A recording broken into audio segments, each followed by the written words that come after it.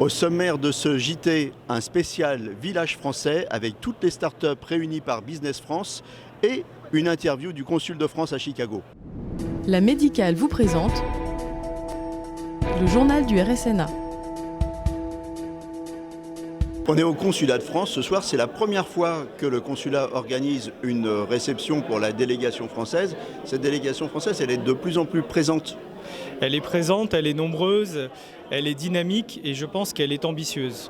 Et le rôle du consulat, c'est non seulement d'aller à son contact, mais aussi de favoriser les interactions entre les acteurs français et les coopérations possibles avec les acteurs internationaux. Et donc j'ai souhaité cette année, pour la première fois, réunir non pas toute la délégation, mais je dirais un nombre suffisant d'acteurs, suffisamment représentatifs, pour qu'ensemble, on puisse contribuer à définir une stratégie. Ce qu'il faut dire pour remettre les choses dans le contexte américain, c'est que la santé, elle est au cœur de la campagne électorale. Aussi bien Elizabeth Warren que Bernie Sanders parlent de santé. C'est un sujet essentiel et il parle de santé sous l'angle social et sous l'angle notamment d'une recherche d'une plus grande égalité, mais aussi sous l'angle économique. Et ça, c'est peut-être une dimension qui n'est pas toujours suffisamment vue par les acteurs français, c'est que la santé, c'est une énorme économie et que dans le cadre de cette énorme économie, notamment aux États-Unis, il y a des parts de marché que les acteurs français, les grandes entreprises comme les startups peuvent prendre. Et la présence de ces délégations au RSNA montre qu'il y a un vrai souci de développement de ces projets aux États-Unis. Et c'est le rôle des acteurs publics français, du consulat général, de Business France, de la famille à l'export, d'appuyer nos entreprises. L'intelligence artificielle, elle est partout, y compris dans la radiographie conventionnelle. Exactement. Chez AZMed, on a développé des algorithmes de deep learning qui vont permettre de détecter tout type de lésions osseuses traumatiques dans la radiologie conventionnelle.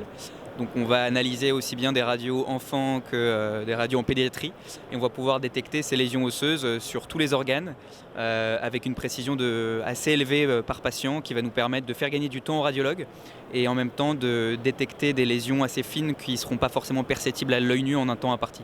Cassis, c'est une start-up française d'intelligence artificielle spécialisée dans le cardiaque. Oui, tout à fait. Alors nous permettons de détecter des zones du cœur pour calculer des paramètres cliniques, ce qui va permettre d'aider le médecin dans l'établissement du diagnostic. Alors nous sommes la première société au monde à proposer dans notre logiciel, sur le marché, notre logiciel est marqué CE, un algorithme qui inclut de la garantie anatomique. C'est-à-dire que nous garantissons que tous nos contours sont bien placés sur le cœur, ce qui n'est pas le cas avec les autres algorithmes. Pourquoi c'est important ça ? Parce que ça permet de réellement faire gagner du temps aux médecins.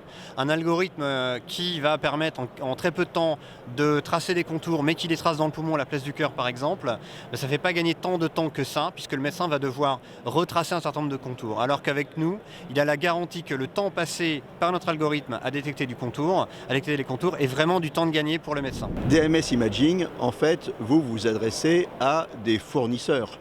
Alors nous aujourd'hui on fabrique en marque blanche pour des grands de l'imagerie médicale, on fabrique en marque blanche pour Carestream depuis 2011, ils nous vendent beaucoup de salles aux États-Unis par exemple, on fabrique en marque blanche pour Canon sur toute l'Europe et aujourd'hui on vient d'annoncer au RSNA la signature d'un accord en marque blanche pour Fujifilm pour toute l'Europe avec un premier partenariat en France pour tous les radiologues privés du groupement Vidi. Puisque notre solution a été référencée, la solution Fujifilm DMS Imaging a été référencée auprès de cette centrale Vidi. On va détailler les champs d'activité. Alors, on travaille dans 3 domaines. On travaille dans l'imagerie médicale et la table télécommandée. Cette table est référencée à l'UGAP et UniHA. C'est une des seules tables numériques fabriquées à Nîmes, dans notre usine. On construit une nouvelle usine de 6000 m² dont on va prendre possession à partir du mois d'août. Le but étant de tripler la production sur ce genre d'équipement qu'on vend dans le monde entier. On fabrique des ostéodensitomètres. On est le 3e fabricant mondial d'ostéodensitométrie. On a un accord particulier avec la société Fujifilm pour la distribution sur presque le monde entier, sauf les Amériques. Au niveau de l'ostéodensitométrie. Et on a racheté une start-up en 2015 qui fait de la modélisation 3D du rachis en position fonctionnelle debout. Et donc qui va s'adresser aux radiologues, mais avec un bilan diagnostique qui est à destination du chirurgien et qui va être une aide à son choix thérapeutique. Alors ça, c'est une caméra exceptionnelle. Oui, alors dame avant, l'image vient du temps. On a une technologie d'innovation de rupture sur l'imagerie gamma qu'on a développée dans le cadre d'un projet investissement d'avenir avec l'ANDRA. Initialement, c'était pour chasser des très faibles niveaux de radioactivité et trier les déchets jusqu'à des seuils très bas. Ce qui permet par exemple de voir la radioactivité qui est très faible dans ce vieux réveil qui avait des aigus au radium.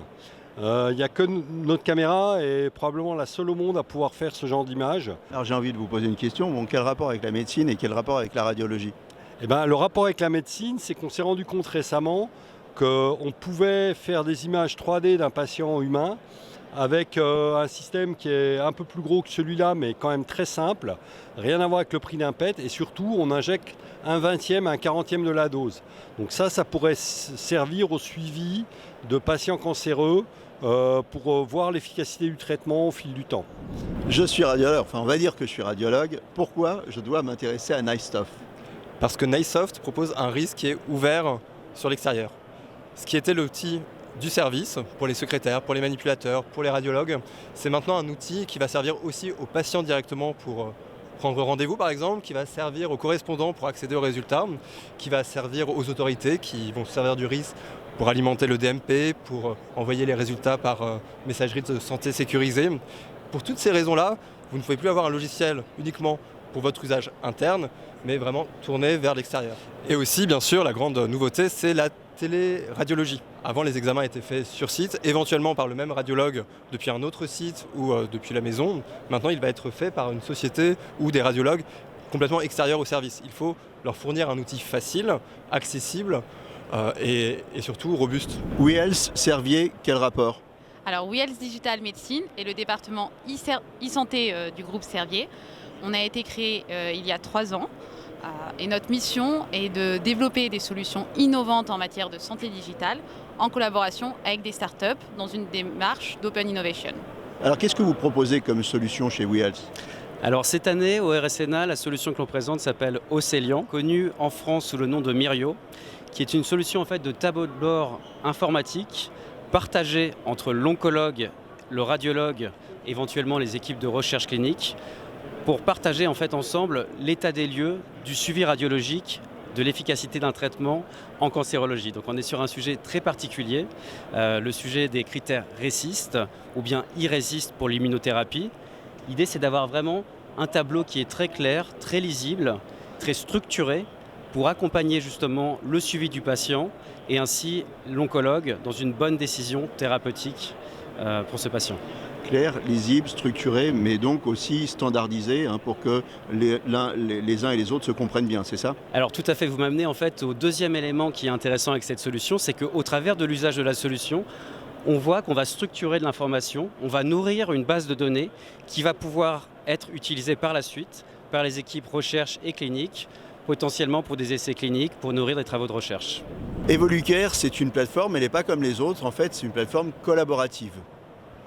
C'est ça, la solution Evolucare Imaging, c'est une suite intégrée qu'on appelle RISPAX dans le marché, mais qui se présente en fait sous la forme d'une plateforme collaborative à forte valeur ajoutée, en cela qu'elle met à disposition de l'ensemble des intervenants dans la prise en charge des patients un accès qui va leur être spécifique. Une secrétaire va pouvoir accéder à la plateforme pour, elle, gérer la prise de rendez-vous, l'admission du patient, sa facturation, si on parle du marché libéral.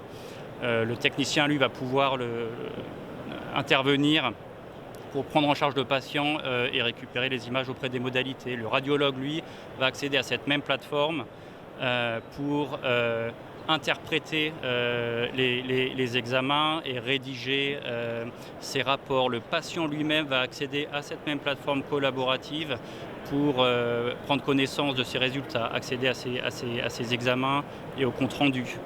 De même, le médecin référent ou le médecin prescripteur peuvent accéder à cette même plateforme. Et donc c'est en cela que via cette même et unique interface web, bien évidemment, l'ensemble des intervenants vont pouvoir trouver ce dont ils ont besoin pour faire leur boulot. La Médicale vous a présenté le journal du RSNA.